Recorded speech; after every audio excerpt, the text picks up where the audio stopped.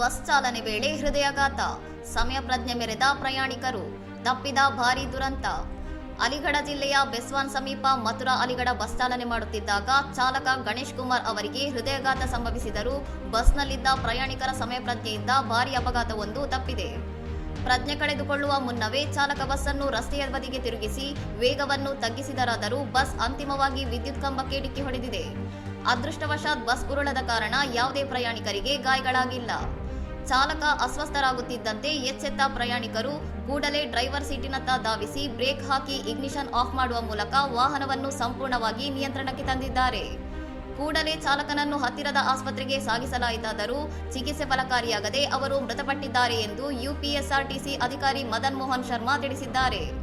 ಸುಮಾರು 30ಕ್ಕೂ ಹೆಚ್ಚು ಪ್ರಯಾಣಿಕರಿದ್ದ ಬಸ್ನಲ್ಲಿ ದೊಡ್ಡ ಮಟ್ಟದ ಅನಾಹುತ ಸಂಭವಿಸಬಹುದಿತ್ತು.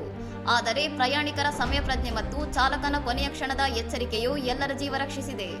ಬಸ್ ಅಪಘಾತಕ್ಕೀಡಾದ ಸ್ಥಳೀಯ ಗ್ರಾಮಸ್ಥರು ಮತ್ತು ಪ್ರಯಾಣಿಕರು ತಕ್ಷಣ ಸ್ಪಂದಿಸಿ ಬಸ್ ಅನ್ನು ನಿಲ್ಲಿಸಿ ಸಹಾಯಕ್ಕೆ ಧಾವಿಸಿದ್ದು ಈ ಘಟನೆ ಈಗ ಎಲ್ಲೆಡೆ ಮೆಚ್ಚುಗೆಗೆ ಪಾತ್ರವಾಗಿದೆ.